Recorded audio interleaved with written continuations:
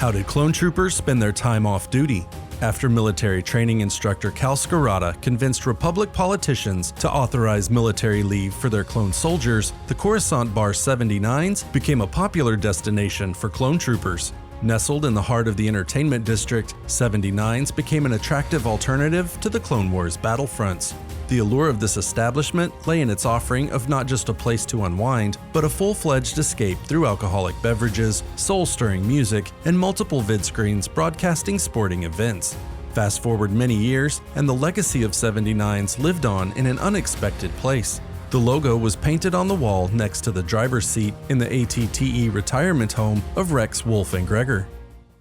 At the height of the Clone Wars, General Grievous launched Operation Durge's Lance. The 1st and 3rd Fleets of the Confederate Navy targeted the Carillion trade spine, a major hyperlane that would serve as the gateway to their invasion of the core worlds. In mere weeks, the Separatists had seized control of the hyperlane. Systematically dismantling HoloNet nodes, they plunged the Republic into a communication blackout and chaos. As the Separatists surged forward, General Grievous terrorized innocent civilians with violence and plagues, and the Republic was forced to abandon world after world in the face of such merciless aggression. These gruesome battles would go down in history as Grievous's most notorious successes. The Republic Senate was left with no option but to call for a more centralized command of the clone army, and a push was made to dissolve the Senate Action Subcommittees and consolidate their power under the Supreme Chancellor. Eventually, the Separatist advance ground to a halt, and the Republic launched the Outer Rim sieges as a massive counterattack.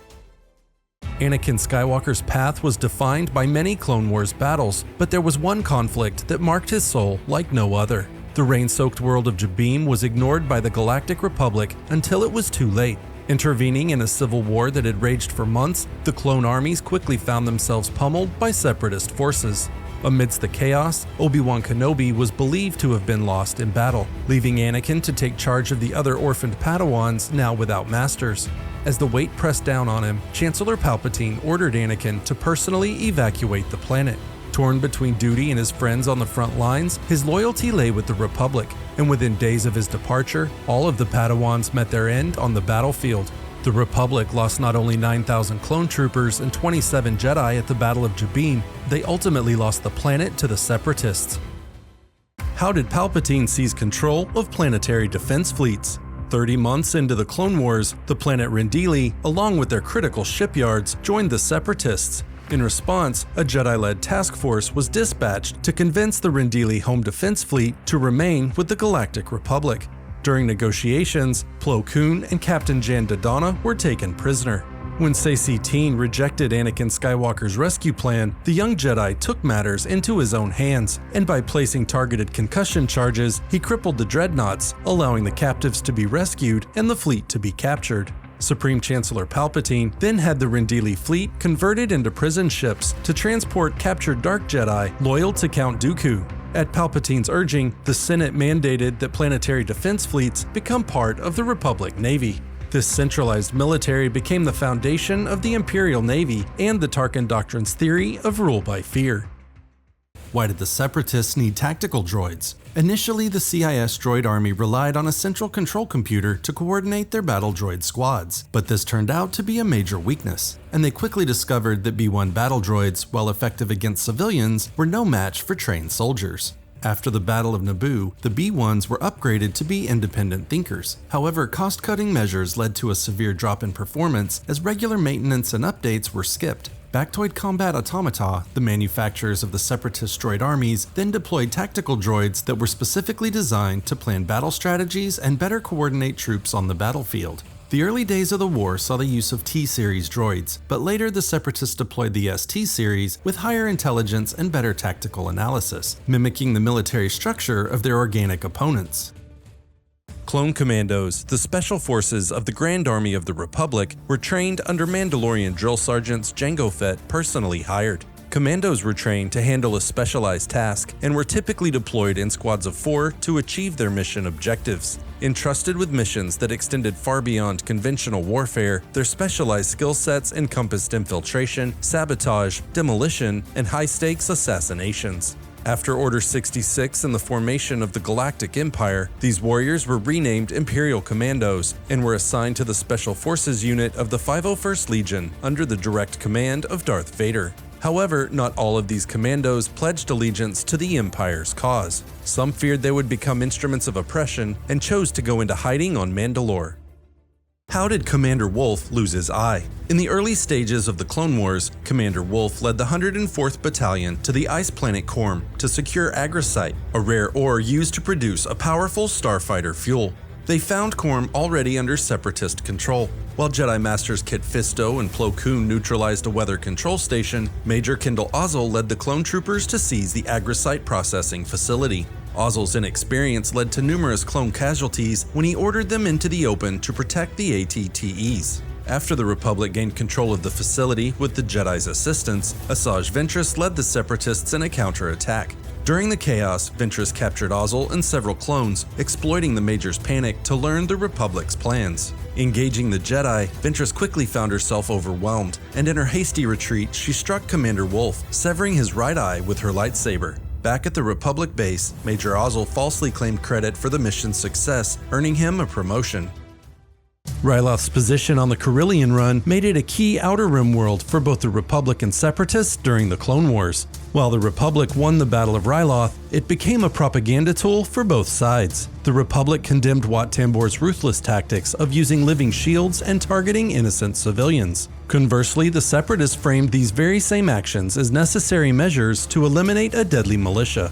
They argued that if the Republic had not pressed the locals into the conflict, such extreme measures would never have been required. While the Republic's position made more sense, the Separatist version was unsettling. Through their alliance with Sham Syndulla, the Republican Jedi learned they could effectively cooperate with planetary resistance forces. Using Ryloth as a blueprint, Republic High Command began sending commando squads to planets under Separatist control in order to train and arm local freedom fighters. The initiative was successful on multiple worlds, but was met with fierce criticism for putting innocent civilians in the crosshairs of retaliatory strikes. After the Malevolence campaign, Republic intelligence located a droid factory on Kudo 3. Admiral Yularen proposed a surgical strike that unfortunately predicted heavy collateral damage to Kudan civilians. Anakin Skywalker, drawing from his experience and strategic insight, suggested a two-pronged assault. However, Yularen argued that approach would risk the lives of too many clone troopers. After Anakin discussed both attack plans with Obi-Wan Kenobi, his master encouraged him to trust his instincts. Leaving alone for the droid factory, Anakin arrived to discover no defenses and no sign of the Kudan people. Inside, Anakin found the last thing he expected. The Kudan were being used as slave labor to construct Separatist battle droids. Fueled by righteous fury, Anakin freed the slaves and empowered them to fight back against their droid masters. Back on the Resolute, Yularen conceded that Anakin's actions were the best approach, as it avoided the Republic falling into a CIS trap that would allow them to sway neutral systems to their side at the sight of clone soldiers slaughtering innocent civilians. How did ARC troopers change the way Jedi viewed clone troopers?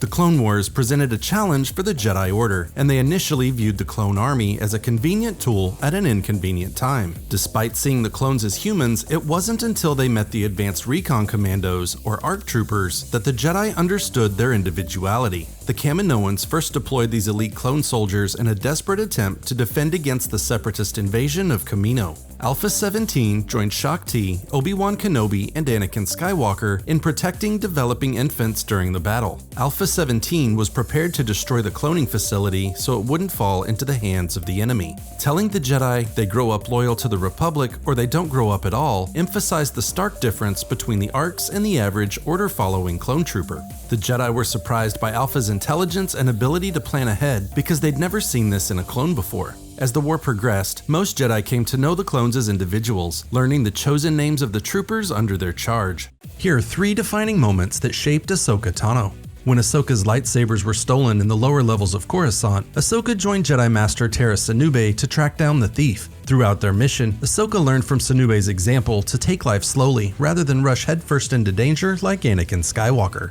Accused of crimes against the Jedi and Republic, Ahsoka's eyes were open to the hypocrisy of the Order and the war crimes committed by the Jedi themselves. Eventually cleared of all charges, she chose to walk away from the Jedi and her master.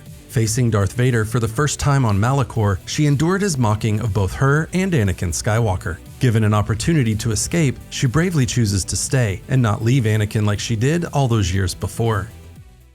What became of General Grievous's body after his fateful encounter with Obi-Wan Kenobi?